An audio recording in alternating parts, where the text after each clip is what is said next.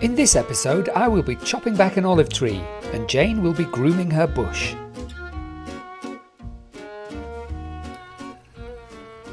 This is Penny, our very old ex-racehorse, and she happens to be walking under this rather large olive tree, which hasn't been cut back in over a decade and is, quite frankly, too big. So I'm going to try and prune it. So this is Rory. He's just pruning the olive tree. It looks quite dramatic, but apparently it's very good for them.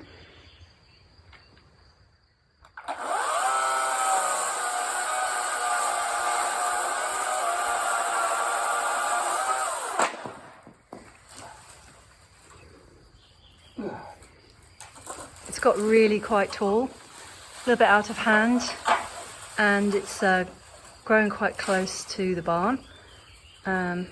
So it's not ideal for the tree, not ideal for the barn. I'm going to get this one down, but it's going to require a little bit of thought.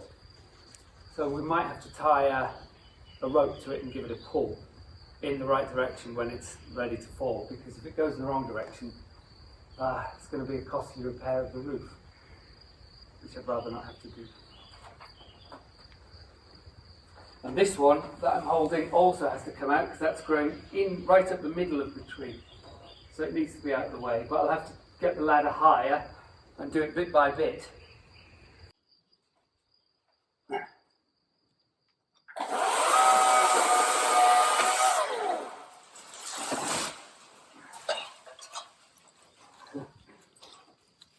That was good. Yeah, that's really opened up that part. I could do the same on the other side.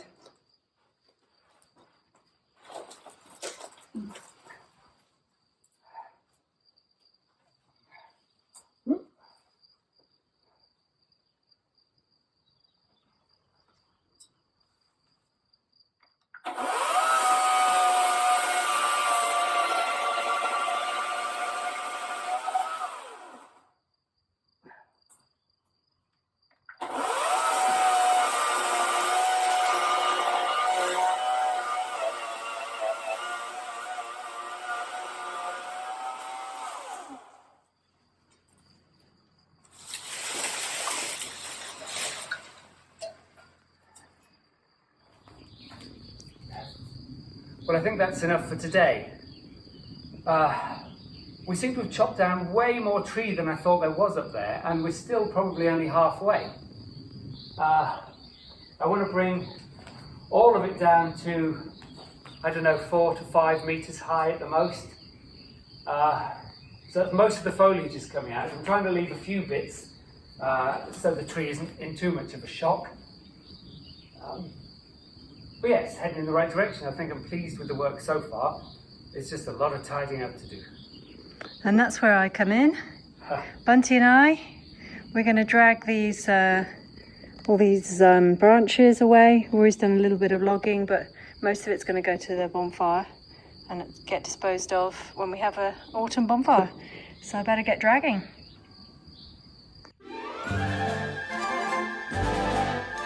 A word of warning. I'm not a professional tree surgeon. I'm at best a back alley hack. So unless I'm accidentally doing things correctly, I wouldn't recommend using this as a tutorial on safety in the workplace.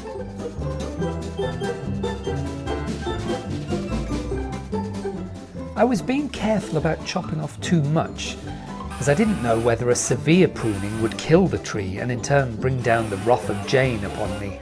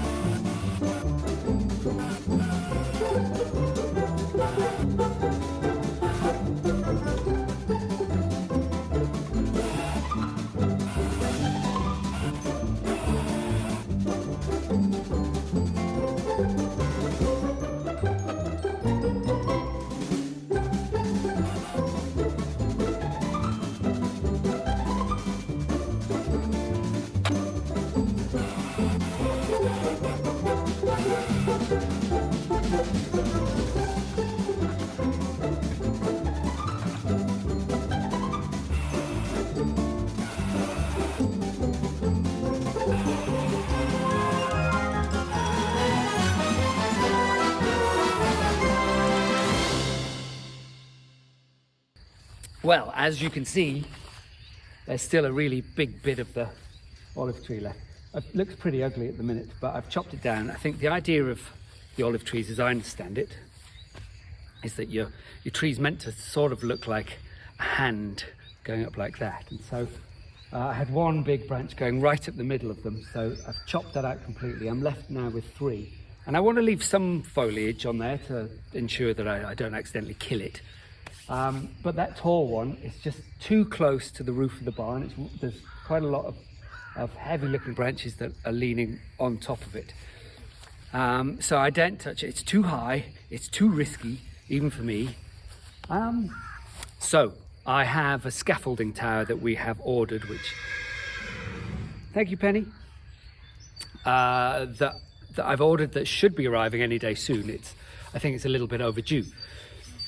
So when that arrives, I'll be able to build the scaffolding tower up, and then I'll have a much safer platform that I can stand and chop off the branches in smaller chunks to make it a little bit easier, a little bit safer.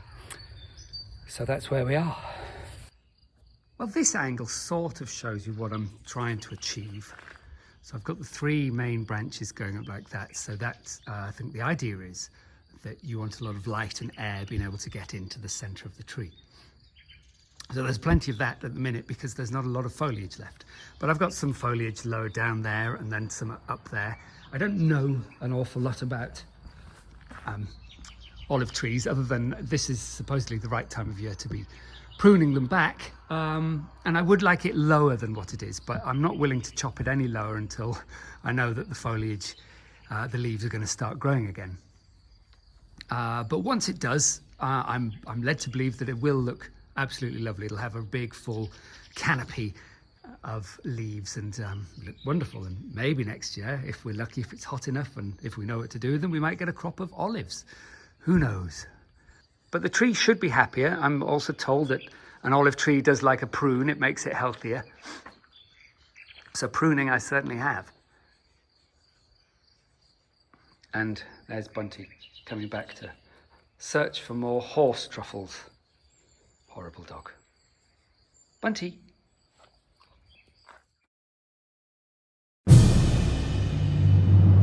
Welcome to Jane's Find of the Day with Jane.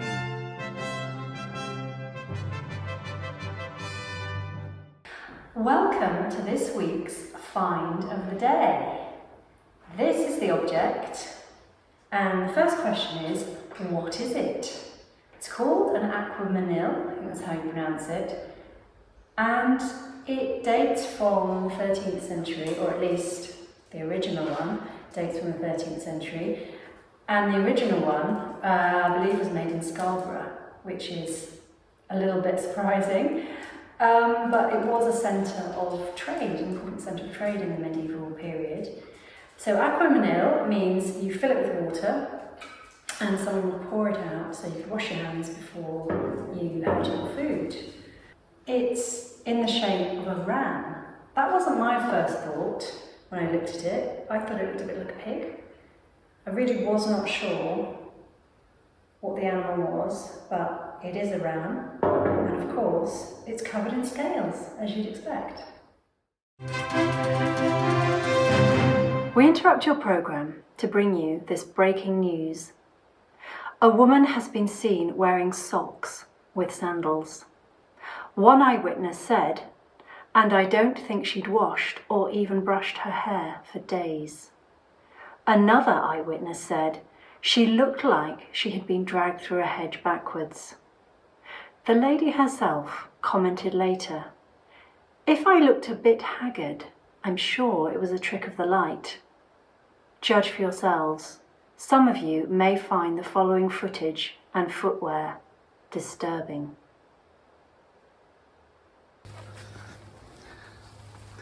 I've just walked out onto the patio to find Jane wearing her lovely sandals and obviously appropriate gardening wear as she's trying to attack the brambles that are inside of this giant oleander that we have here, which is about to flower. So Jane wants to make it look all nice, so get rid of the brambles and let just the oleander flowers come out to bloom.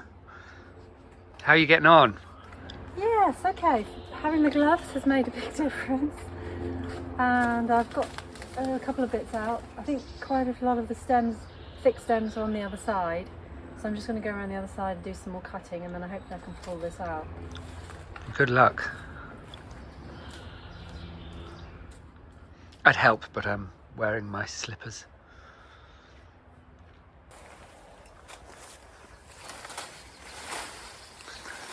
The mighty Jane.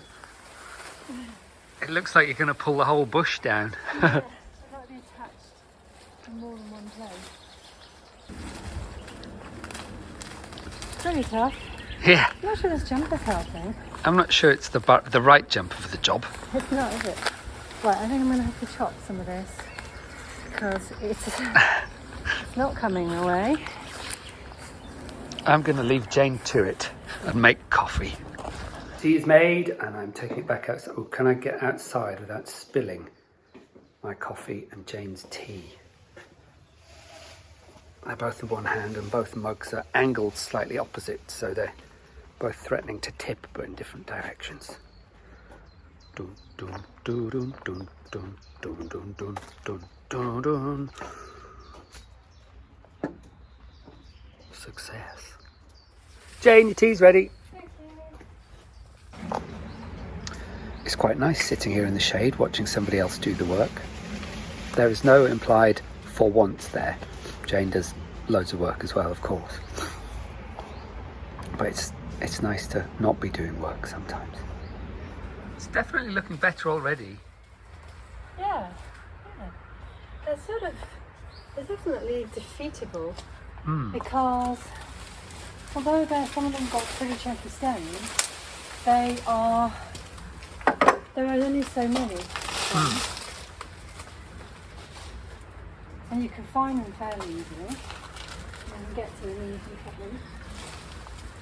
So that one is still, I think it's still attached at the back there. Oh, have I cut it? Maybe I'll cut it. Let's just look. Anyway. Oh, look at that beast. Yeah, it's coming. I don't know. Oh, that's amazing. That looked like the worst one. Yeah, that's pretty good. Pretty stuck to me.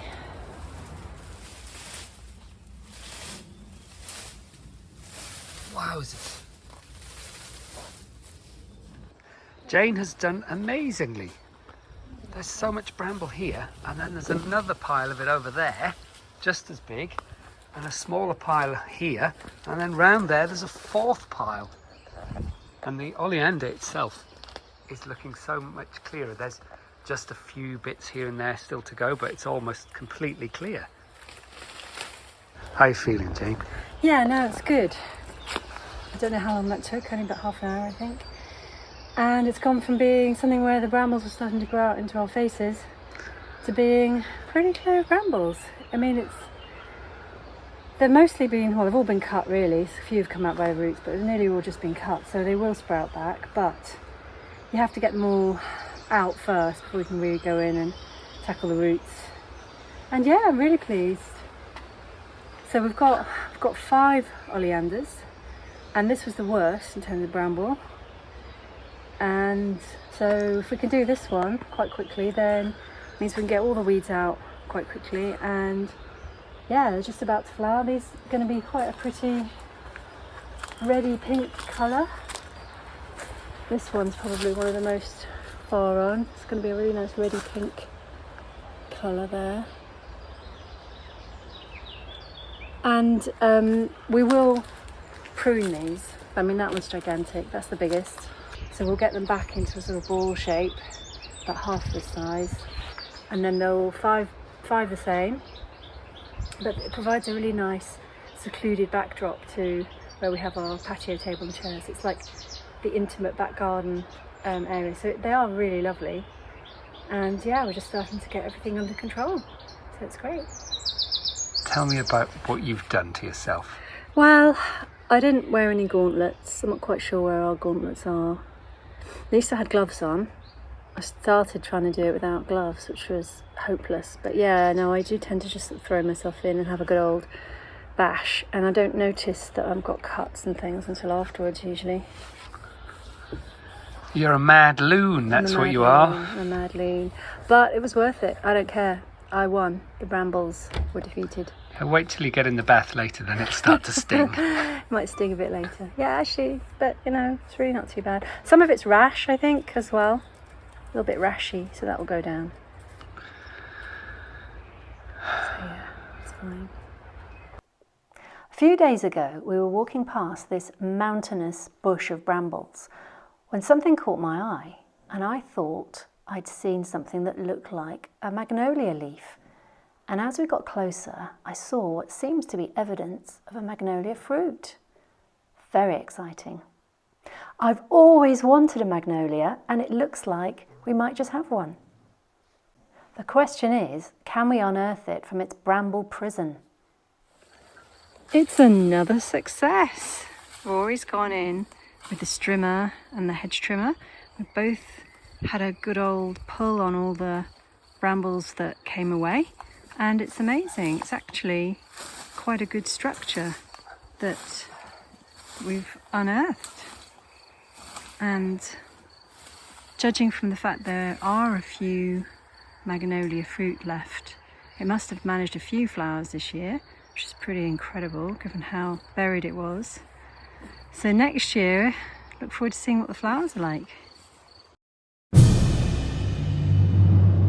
The moment that perhaps none of you have been waiting for. So the question is, what is it worth? And I feel that if this was featured in the Antiques Roadshow, I think the person bringing it would probably be a bit disappointed, because I think the expert would wax lyrical about what an amazing thing it is. It dates from the 13th century. If it was original, it would be priceless. And the poor person who's brought this out would be getting very excited, only to be told, well, of course, it's only a replica. Therefore, whilst it's a wonderful, charming object, it has almost no value at all. I mean, it's a case of what someone's willing to pay for it, I think, more than anything. I don't know, 50 euros, 100 euros, 200 euros, I don't know. But it's a wonderful thing. It's quite ugly in a way, but also rather beautiful. And here it is. It belongs to us now. So this is the find of the day.